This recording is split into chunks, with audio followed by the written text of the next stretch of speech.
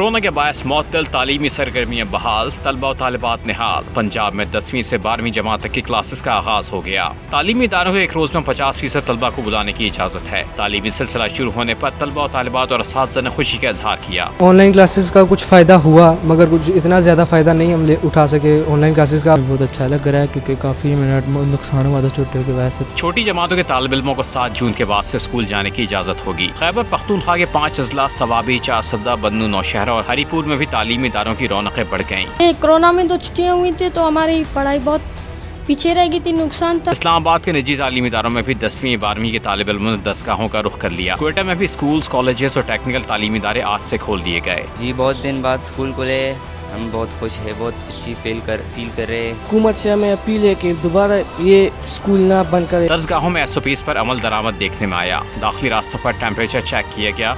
तालिब इल्मों को फासलों से बिठाया गया।